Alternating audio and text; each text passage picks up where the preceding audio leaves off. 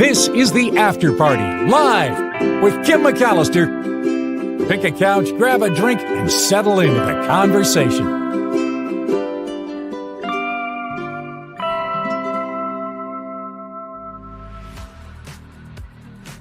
It's the After Party Live. Thank you guys for being here, and thank you for hanging out. Thank you for contributing in all the ways that you do. And I'm excited to some of the stories we had today are, I think, really interesting. So thank you for being along for the ride. I love the conversation in the chat, especially about sharks. Sandy writes, I've always loved the huge shark tank at the Monterey Bay Aquarium. Probably my favorite thing in there. I saw recently, and I forget where, I think maybe it was Japan, in some other country, they have sharks in an aquarium, and one of them was a whale shark. Those are the largest species, I think, that are technically sharks. And I was surprised to see they have the young whale sharks in this aquarium. They must have to set them free once they grow to a certain size, because it just didn't seem like enough room to maneuver in there for them as they grow to be huge. But so let's get into it. Let's talk about this shark lady. She's interesting. Her story is fascinating. I was reading a little more about her. I've read 3 or 4 different stories about Shark Lady today and yesterday, and she was scared of sharks. She saw the movie Jaws when she was a kid and told her dad, a shark's going to eat me. I don't want to go into the ocean because a shark's going to eat me. And he took her to the library and he said, really? Find me information about how a shark is going to eat you and what kind of damage that sharks do to people. He said, find a real reason to hate sharks. And so she started reading books and she searched for information, looking for a reason to hate sharks. And while she did that, she begins to share information that she's learning about sharks with her dad. Her dad said over time, he noticed she spoke about these animals with so much enthusiasm that she no longer seemed to hate them. And so, since she was a little kid, she's been fascinated by sharks and how little information we know about them. She said she's obsessed with the adaptations and evolutionary journey that sharks and other cartilaginous fish have gone through during their 450 million years of existence. She says understanding why sharks are the way they are and how they affect their environments is fascinating because there's always more to learn. So, her obsession with sharks leads her to become a marine biologist. She does this for a living. She started to work as a shark biologist, and then she buys this shark adventure tour company, Shark Lady Enterprises, that offers fossil dive charters off the coast of Venice, Florida, where people can search for fossilized sharks and megalodon teeth. And she started expressing her love for sharks through these tattoos. And they are all over her body, her arms, her abdomen, her legs, behind her ears. They're everywhere. And she now has a record collecting. I saw one story said 108, but most stories say 106 shark tattoos from her feet to her neck. And she gets the Guinness World Records title for the most sharks tattooed on the body by a female. Her name is Emily, and she says she lives a shark life. She said she could never work a regular 9-to-5 job. She started taking specialized shark diving trips decades ago, leading all these tours. She got her first shark tattoo, which is a great white shark, on her lower back in 1999 at the age of 19. And that's around the same time she started working with sharks as a career. And over time, she just added more and more and more sharks to her body. And now she gets the record. Here's some more pictures of her. Here you can see them all over her back. There she is with a shark. I mean, it's not like she just likes shark tattoos. She's the real deal. She is the shark lady. But yeah, there's a lot. She's got sporting a lot of sharks right there. Here's a close-up of her back. You can see they're down her arms, on her shoulders. Here's the one behind her ear. She's definitely covered in sharks. Yeah. They officially counted all of her shark tattoos in May. She's known as Shark Lady Emily. She says, I've fed tiger sharks and great hammerheads in the Bahamas. I've done cage dives with great whites in Australia. I swam with whale sharks off the coast of Mexico, and so much more. She is she's going to appear on she may have already appeared on My Strange Shark Addiction, which is part of the Discovery Channel's Shark Week thing that they do every year. She's a great addition. She definitely loves her shark tattoos. Kind of cool. I mean, I have to think that, one of the worries for me about tattoos is getting tired of it. If I got a tattoo, I would think that it would take me maybe a year or two or more of thinking about it. And I feel like at the end of a long time span, if you still want it, you're not going to get tired of it. But for this woman who's loved sharks her entire life, whose career revolves around sharks, her, you know, degree has to do with marine biology, and sharks are her thing. I don't think she's getting tired of her shark tattoos. I think she's definitely in. And now she's got the Guinness World Record to prove it. The most shark tattoos. That's a lot of sharks, though. Yeah. All right, I'm going to the chat. Shark Week. Really fun. Yeah. Expensive hobby, all those tattoos. I don't know how much they cost. That's a lot of sharks, says Mindy. She's a whole ass aquarium, says Heather. Yes, she is. I would imagine that she, is not afraid of it, that she's conquered that fear since she's gone down and done the swimming with sharks thing. Is there a man out there with more shark tattoos? I don't know. I don't know who set the male record. I have to look up that. Sharks are like the seagulls of the sea, says Glenn from Australia. They clean up the mess, eat the sick and dead, basically lazy and looking for an easy feed. Must be Aussies, huh? That's pretty funny. I don't know if, seagulls. Okay, so I understand what you're trying to say. They clean up the messes and eat the sick and dead. Right. I get that. On the other hand, seagulls can't really do a lot of damage to a human, whereas sharks with those big teeth and you can't see them coming and they're lurking down below, they seem a little bit more threatening than seagulls. But I understand what you're saying. Yeah. All right. We'll move forward because I have another shark story, actually. Look at this guy. This guy is a mysterious shark. He looks like a hammerhead, but he's a different kind of a hammerhead shark. It was spotted near the Galapagos Islands for the first time in 20 years. They think this area might be home to a smooth hammerhead shark nursery, which would be really, really cool. The smooth hammerheads have not been officially recorded in the Galapagos area for more than 20 years, according to marine biologists at Texas A&M University in Galveston. They say we know very little about where these sharks feed, where they go, how their populations are doing. These are sharks that are about 12 feet long. And they, a couple years ago,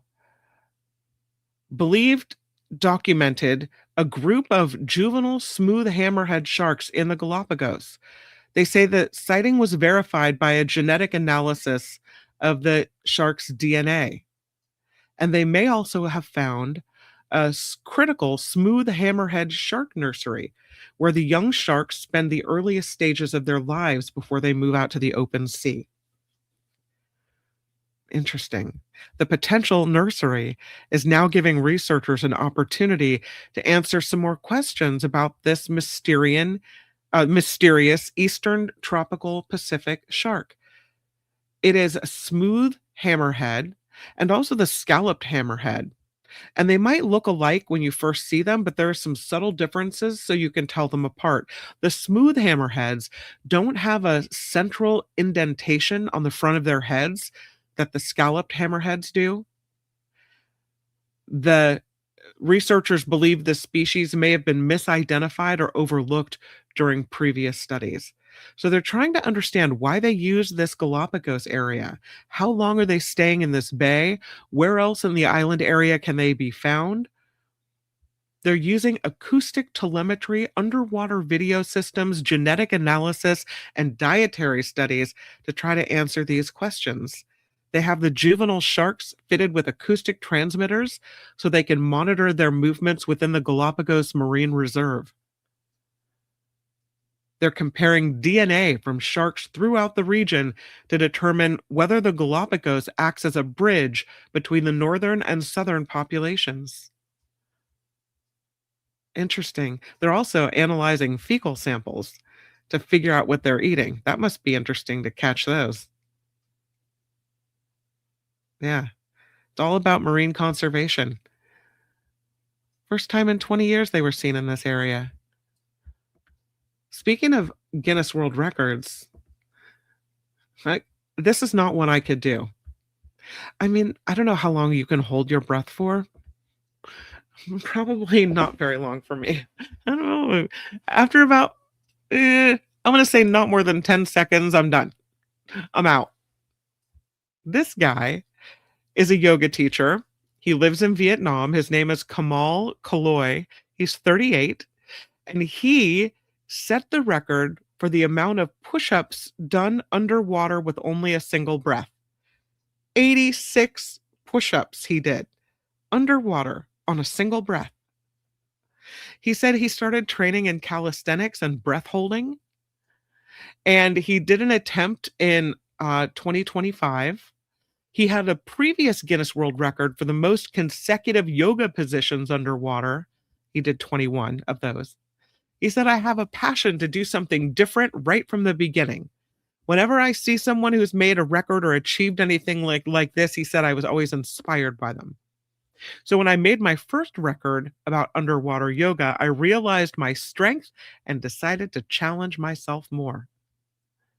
The Guinness World Records people reviewed the evidence of his 86 push-ups. They are confirming that he now has the record for the most underwater push-ups with a single breath. He says, of course, yoga helped me a lot in making this record, that I have very good experience in holding my breath, which I used during my world record, and I became an expert in holding my breath for 6 minutes. He said, I'm an expert in not only holding my breath in water for 6 minutes, but also doing activities while holding my breath. That's the thing, right? Because when you start moving your body, it's a little harder to hold your breath. Body wants more oxygen. 86 push-ups. They didn't say how long it took him, how long he was under there doing all those push-ups. It's not a record I want. His story, this one came from Teacher Lori originally. You might be looking at this little creature on the screen thinking, what in the world is that? That, my friends, is called a puggle. Puggle. Puggle. Yeah, it's a puggle. It's an echidna puggle. That's what they call the babies. Echidnas are very similar to platypus, platypi. They're monotremes, egg-laying mammals that typically produce only one egg per breeding season. But recently, a pair of echidnas were born at the San Diego Zoo Safari Park.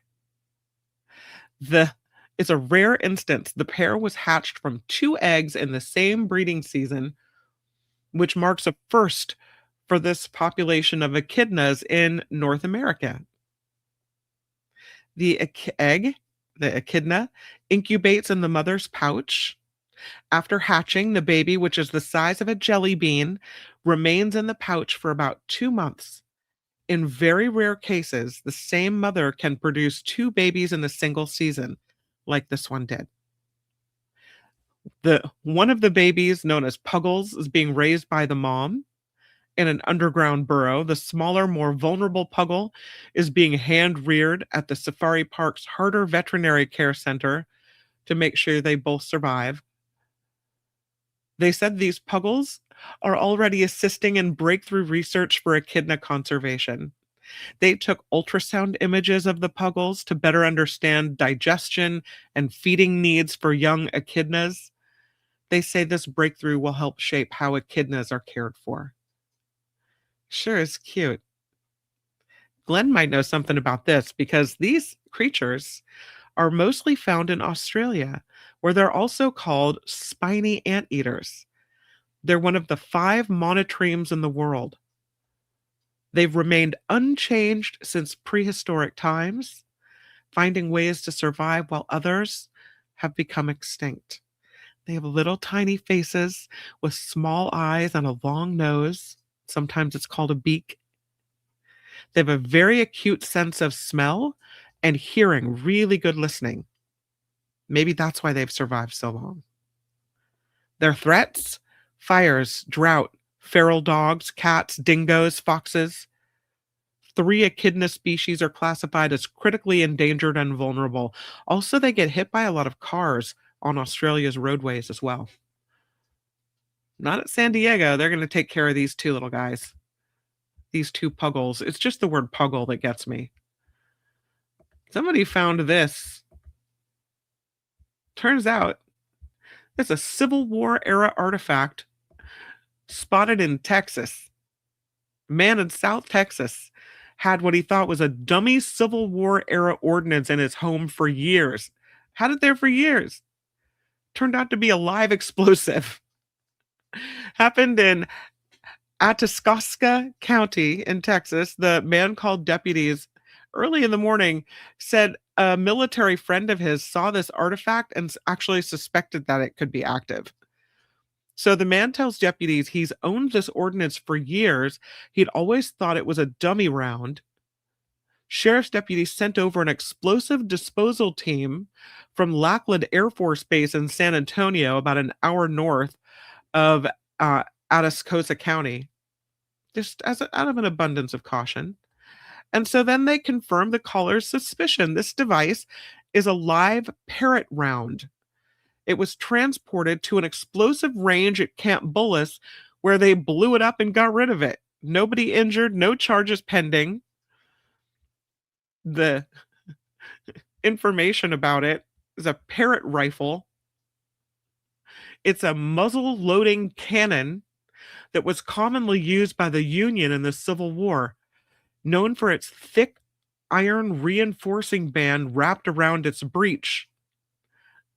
The weapon came in different sizes, too. Could range from 10 to 300 pounds.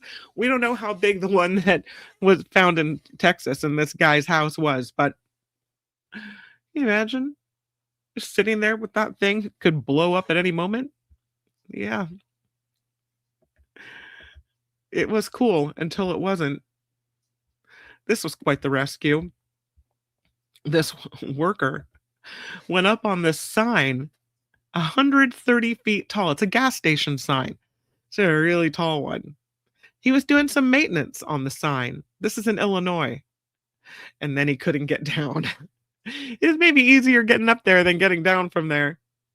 He was stranded inside the sign for hours. The lift malfunctioned. And it just meant that he couldn't go anywhere. It got stuck inside the sign on Lorenzo Road off Interstate 55 in Wilmington, Illinois. So the Wilmington Fire Protection District had to come out. Firefighters were unable to use their ladders to reach the man because the ladders are only 100 feet tall and the sign is 130 feet tall. They used a drone to keep contact with this worker. There was a news helicopter out there looking at him. He's giving a thumbs up to the guys on the helicopter. They had to get a replacement boom lift brought in from another city under Illinois State Police escort, and the man was safely lowered to the ground. He went up there at about 8 in the morning and he wasn't down until 4 p.m. He is fine, declined medical treatment, not seriously injured, expected to be okay. It was just an exciting time doing some maintenance on that sign. Gonna make sure that boom works. I guess it worked well enough to get him up there, just not well enough to get him down. You've done stories about old books returned to the library. And so now I'm like, we've heard these stories before. But this one I wanted to present to you because of the time frame. This isn't a book after 50 years or a book after 80 years. This book, these books, Overdue books too, returned to the Welsh Library after 116 years. Now that's something. This man arrived to return a pair of books that his grandpa checked out 116 years ago. Mr. O'Sullivan visited the Lonrist Library to return these two books that his grandfather, Walter Owen, borrowed from what was then the Lanrest Public Library and Reading Room in the year 1910. The Post saying Owen had served in both World Wars. He was stationed in this area during World War II. Their staff was so excited to handle the books and to meet Mr. O'Sullivan, they said, for a photograph and to be involved in their family story. I don't think he had it fine at all. But isn't that interesting, these books from 1910? I love that he brought them back. Because really, it would have been so easy just to chuck them or keep them in the bottom of the bookcase. Kind of cool. Did you see this story about a plane that landed on the beach in Southern California? That's a landing. That's a California story for you. This small plane made an emergency landing on Huntington Beach, right near the lifeguard tower you can see there. Uh-oh. I mean, thank goodness that there was some free space on the beach for it to land, I guess. Although I don't think it doesn't seem like sand would be very firm. I bet it was quite the rocky landing. Came right down. Looks like everybody is okay. But it was an emergency landing. There was some tense moments. 2 people aboard this plane came down yesterday afternoon on Huntington State Beach. It was a Piper PA-28, landed safely on the sand after the pilot reported an engine issue after taking off from the John Wayne Airport. Happened right after 2 p.m. near the Pacific Coast Highway and Magnolia Avenue. A man and his 16-year-old nephew were aboard the plane, uninjured. The plane no visible damage to be seen there. The nephew was visiting from Canada for a basketball tournament. He said, about 5 minutes into our flight, the plane slows down, the propeller slows down, and the plane sputters a little bit and shakes. The pilot looks over, tells the nephew the engine is failing, and we are landing on the beach. He said, given we're out about 1,000 feet or so, this is the pilot, I had to start looking for a place to land. Luckily, there was a big, beautiful beach right there and the winds were light. We had the airplane flying at such a speed that it would glide as far as it could, picked a spot, configured it for landing, and in we went. The Huntington Beach police and other first responders cordoned everything off there. You can see the tape. The plane landed on a stretch of sand between the parking lot and the beach, where there were not a lot of people at the time. The FAA now investigating what led that plane engine to fail. Thank goodness for the beach on a Monday afternoon where there weren't a lot of people. Prices, speaking of Southern California, are going up again at Disneyland, and this time it's the food. Yep, you're going to pay more for Disneyland food, as if it doesn't cost enough already, right? They're raising food and beverage prices at 13 table service restaurants, at lounges, at bars. 291 menu items received the price change. The average increase about 6.5%.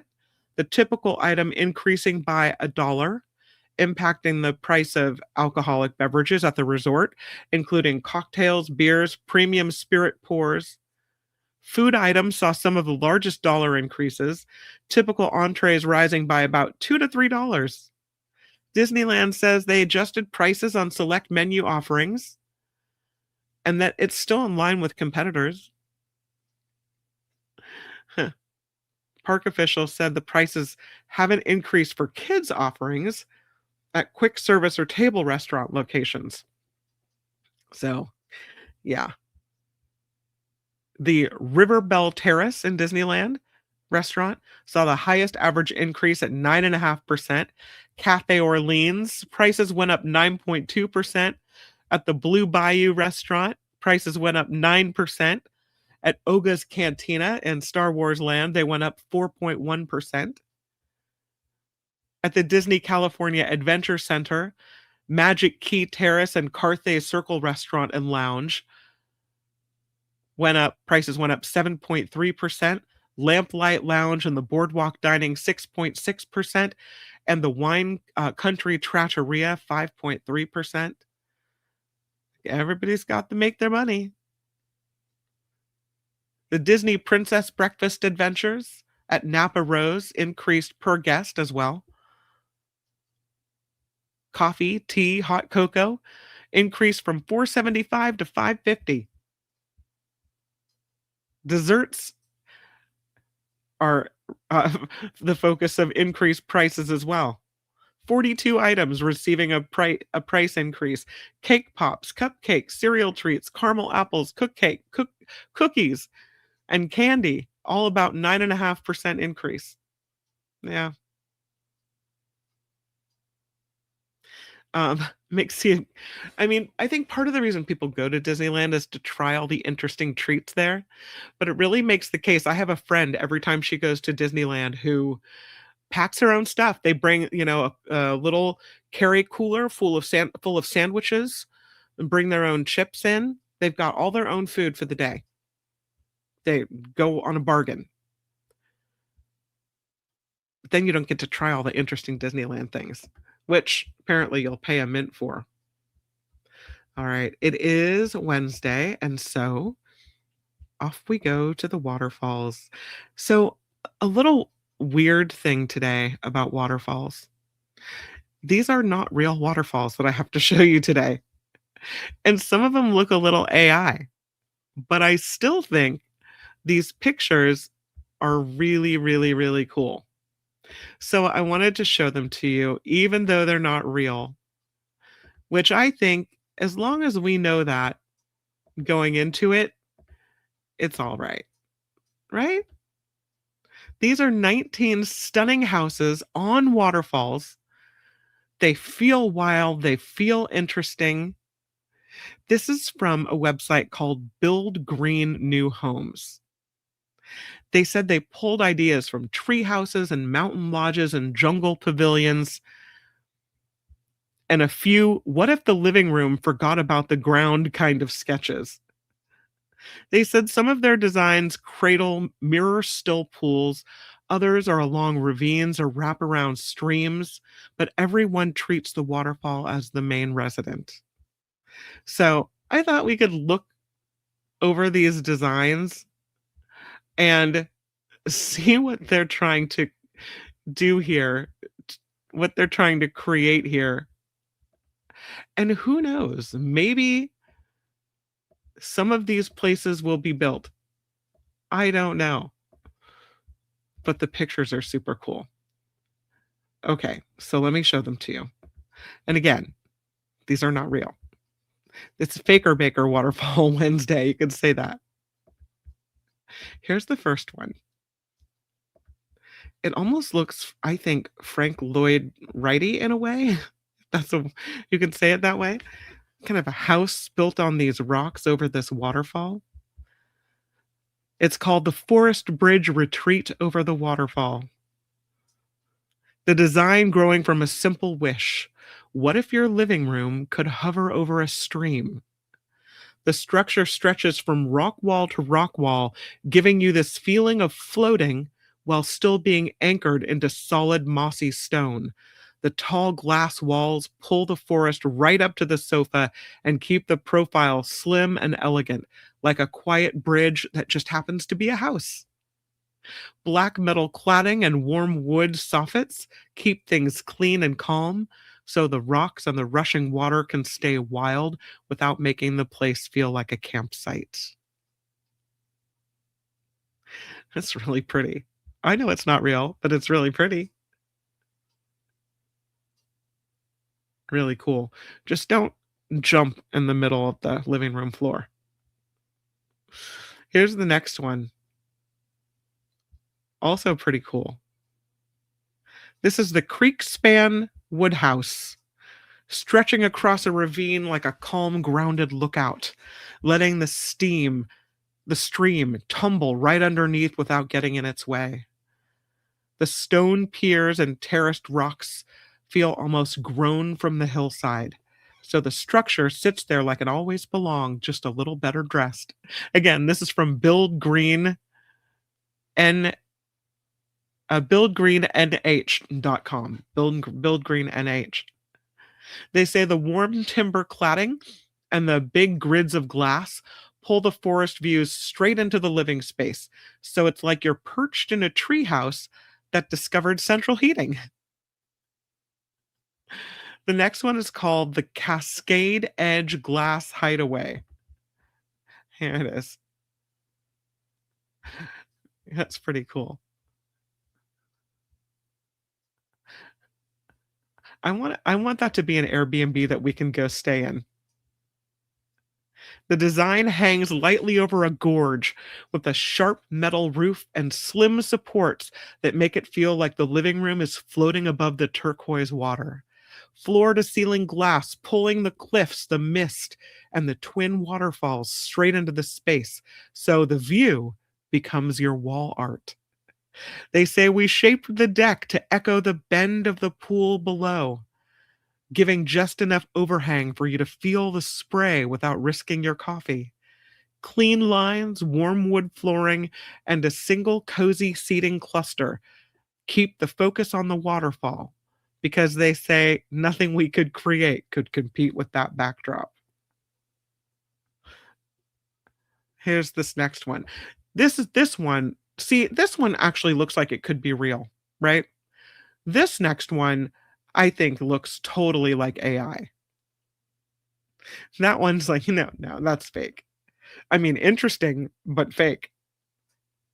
This one is called Clifftop Oasis Above the Jungle Falls.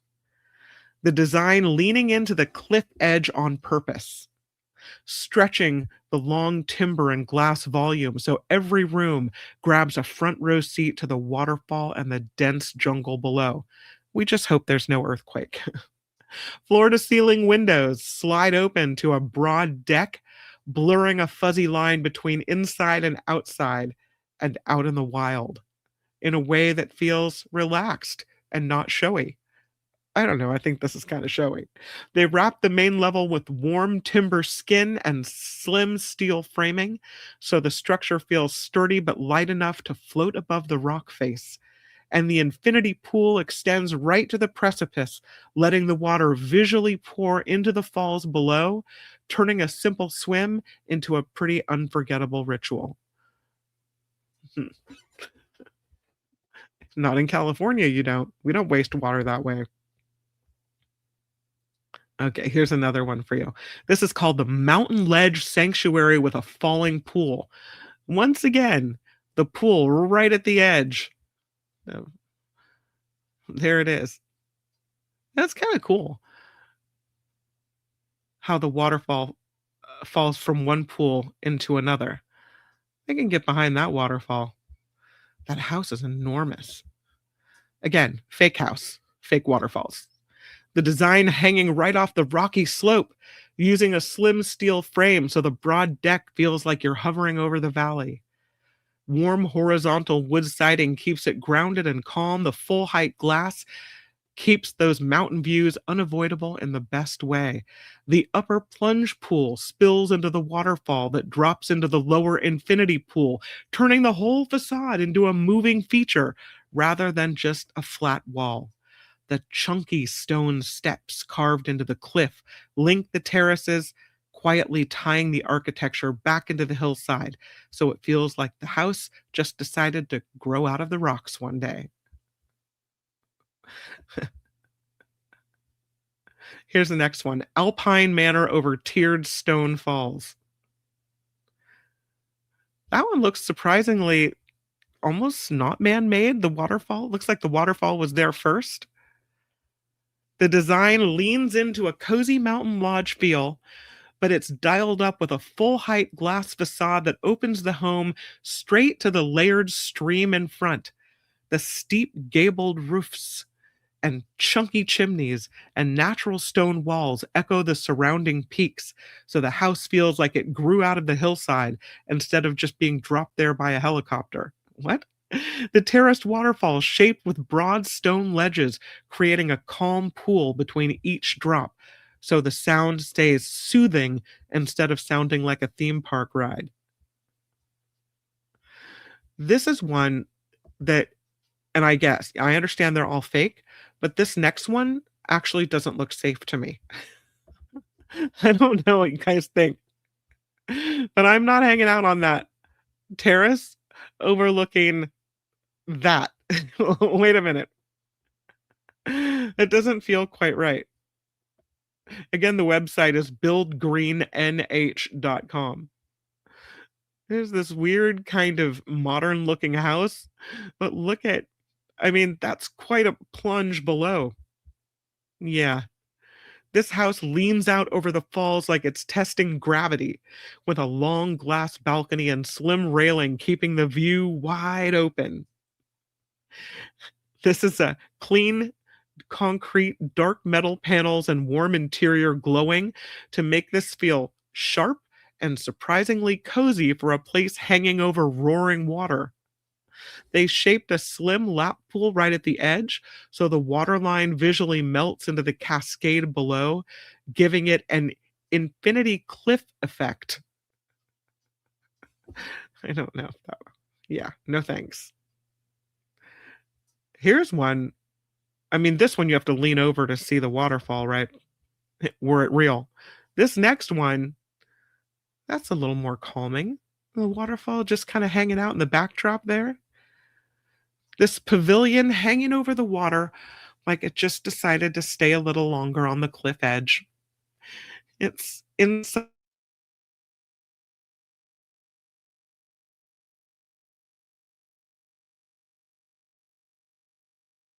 than a wild neighbor crashing the party.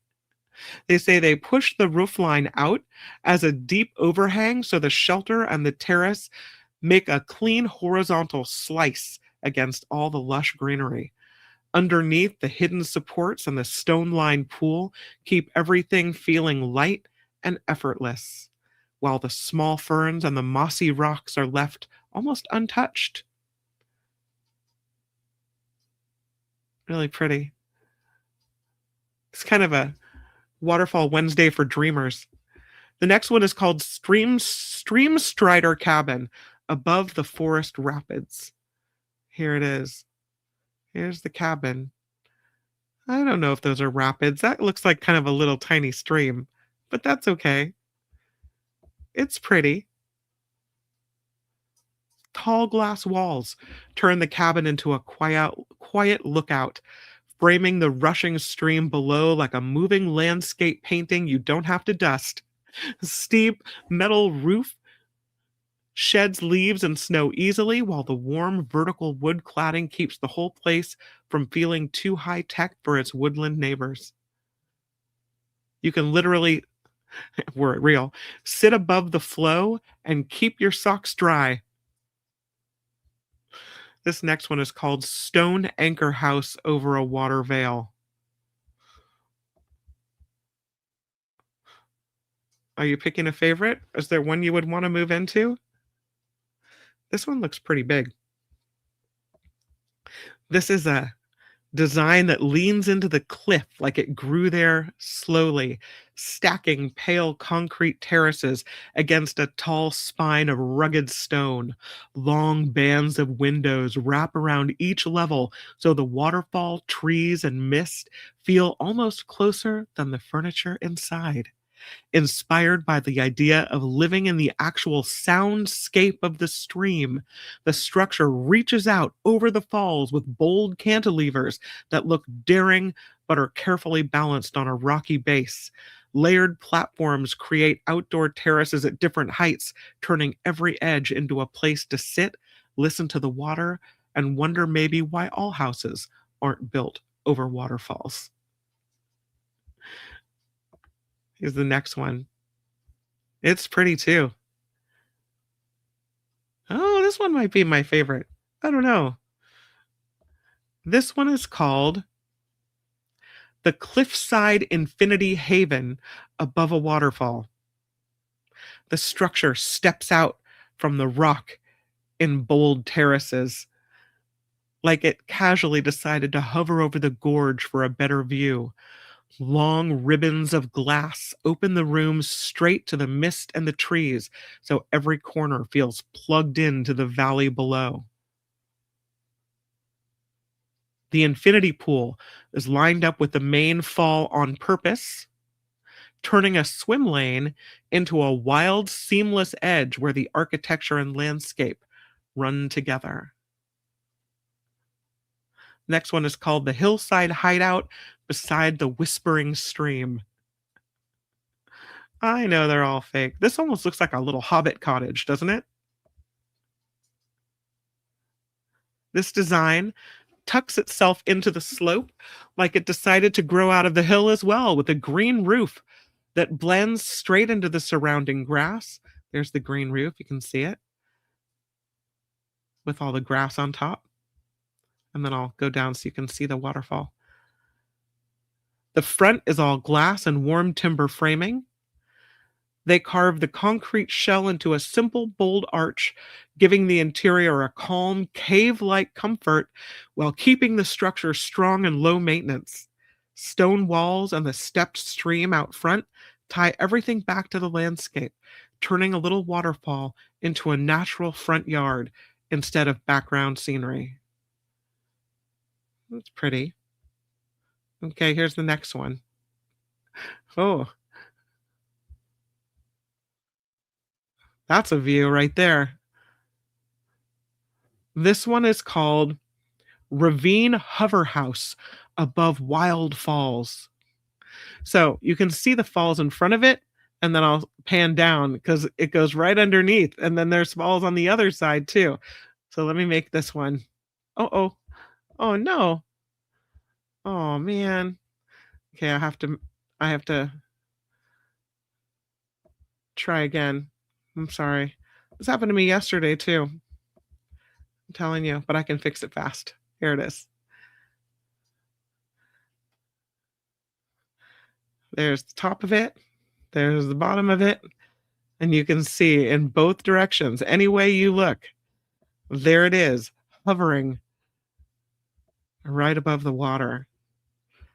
Now, I know these houses aren't real, but they're still interesting to look at. Interesting ideas, probably all created using AI, right? That's okay. So this house, the Ravine Hover House above the Wild Falls, this design, they say, starts with a simple question. What if a living room could hover over white water without feeling like a stunt? So they did this long, slim volume stretching from rock face to rock face. So every room in the house gets a front row seat to the canyon and the waterfalls racing underneath the house. You better build this thing really high, because what happens when the water rises? They wrapped both sides in full height glass to keep the structure visually light and warm the interior with wood floors and ceilings so it feels like a cozy cabin, one that just forgot about the ground. The open roof bay over the central lounge frames the sky and the treetops and lets air move through the span, reminding you that nature is the real neighbor. The next one is really stark looking. I don't think this one's my favorite. Nope. It almost looks like an office complex next to a rock wall. Although, if I pan down a little bit, yeah. So this is called Glass Peninsula Home over Rushing Falls. The design, they say, hugging the cliff like it grew there, stacking clean white floor plates and big panes of glass so every level gets its own front row seat to the waterfall.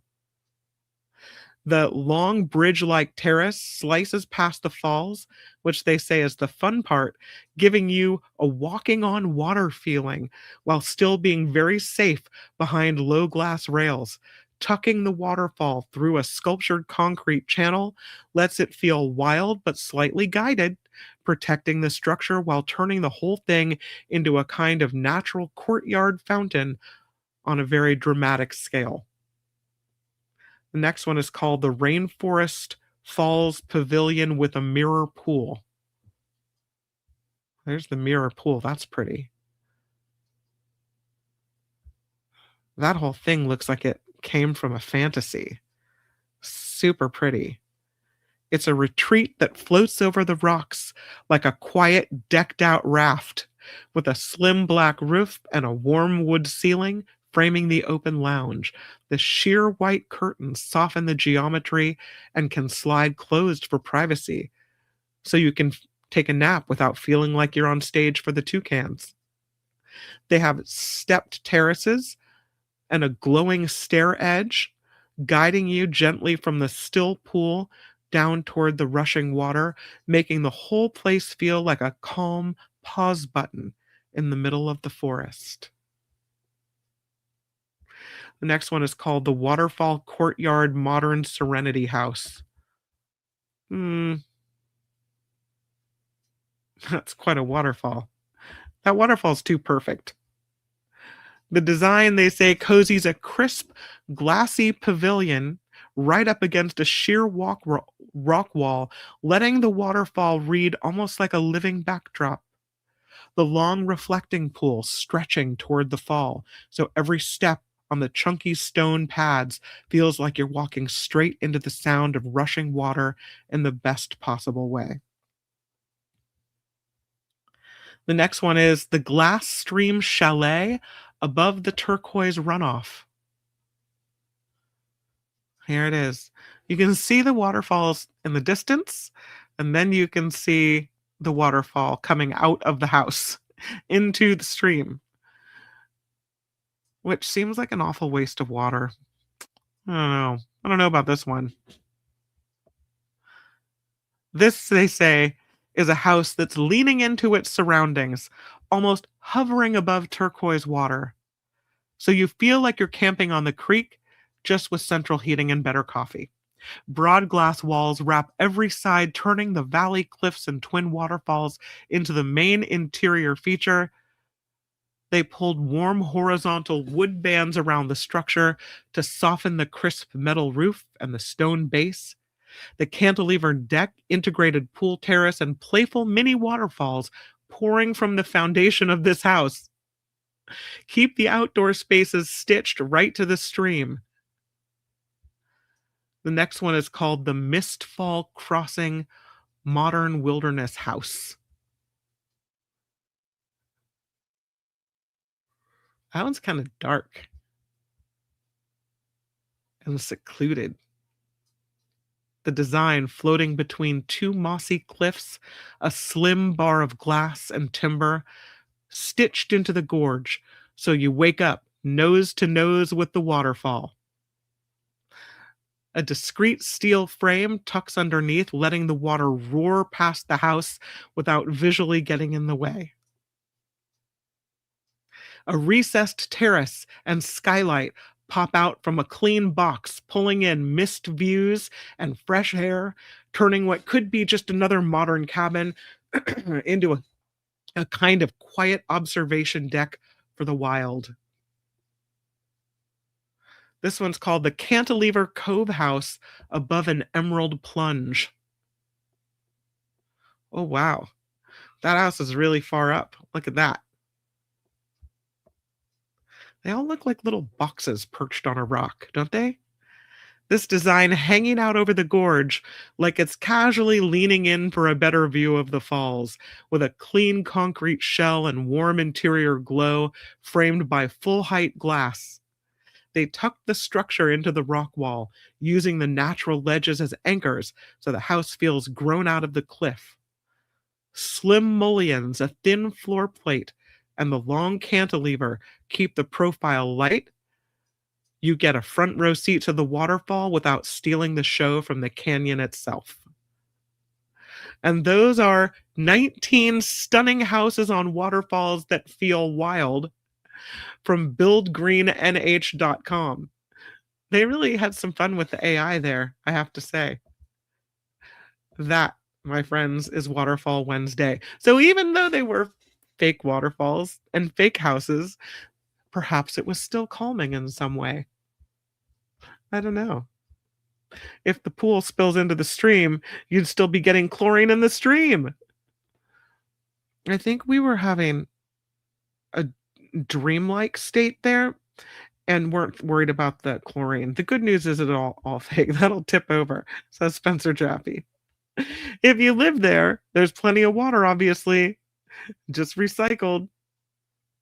Another office building. This one looks like an office park. Yes, some of those were too concrete structure, right? Teacher Lori says they sell the plans for these homes. They use CAD software and design an actual floor plan, which you can purchase to build yourself. All you need to do is go out and find your own waterfall. That one freaks me out. I hope there's glass under those slats. Yeah, some of those were a little, meh. Not sure about that. Interesting though, right? Yeah. I love the idea of off-the-grid living, says Glenn, and using a stream to generate power if I had my choice. Yeah, I didn't see any of those using the water for power, which would have been interesting. All right. Well, that's Waterfall Wednesday. Thank you guys for that. And thanks, Glenn, for the Australian couple dollars. Happy hump day, friends, he says. Thank you, Glenn, for always being so kind and contributing. Glenn has an upcoming camping trip. He's going to try to join live again and show us some wallabies or some kangaroos. We'll see what he can find. Thank you also, in addition to Glenn, everyone who contributes to the show PayPal. Hugely important to keep this show going. Donald S. sets up a recurring PayPal payment once a month to help fund the show. Huge thank you, Donald S. Janet W. Wes from yesterday, thank you. Harold H. Jennifer L. Thank you, thank you, thank you, thank you. You can find the PayPal information in every day's show description and in the About tab here on the After Party Live. Tomorrow, here on the After Party Live, of course, Trivia Thursday. Then, News That Makes You Drink. Nikki Maduro and I will be hanging out here on YouTube talking about the stories of the week.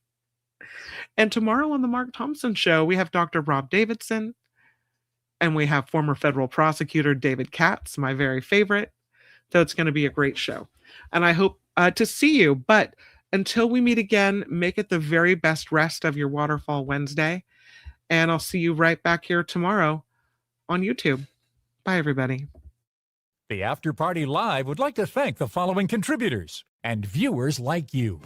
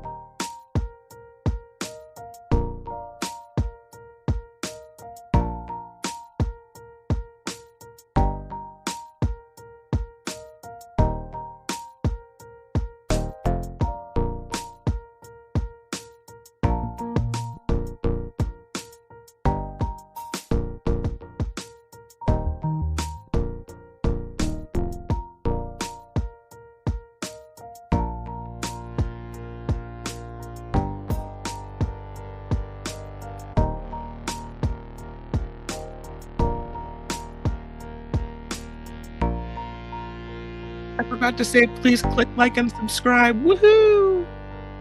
Thanks, everybody.